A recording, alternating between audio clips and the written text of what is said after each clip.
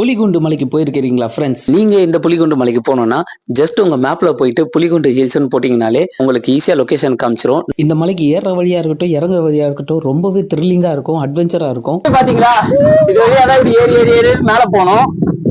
இங்கே பாருங்க படிக்கட்டு எப்படி போட்டிருக்காங்க. இது மேல எப்படி ஏற போறேன்னு தெரியல. இன்னும் அதுக்கு மேல வரையும் போய் அந்த பிரிட்ஜில் அதுவும் மேல நடுவுல பிரிட்ஜ் போவோம், ரெண்டு மலைக்கும் நடுவுல. அதுதான் நம்ம போறோம்.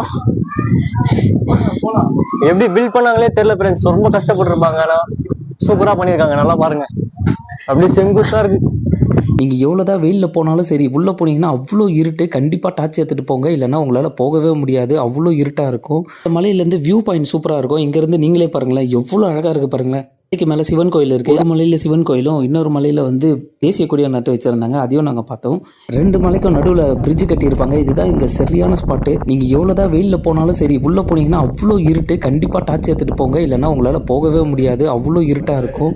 ஒரு வழிபாதை தான் இருக்கும் ஃப்ரெண்ட்ஸ். ஏறும் போதும் சரி இறங்கும் போதும் சரி ஒருத்தர் மட்டும் தான் ஏறுற மாதிரியே இருக்கும். இது பற்றிய ஃபுல் vlog வீடியோ நம்ம சேனலில் போட்டிருக்கேன். ஸோ மறக்காமல் அதையும் செக் பண்ணி பாருங்கள். இப்போ உங்களுக்கு பிடிக்கும்னு நினைக்கிறேன்.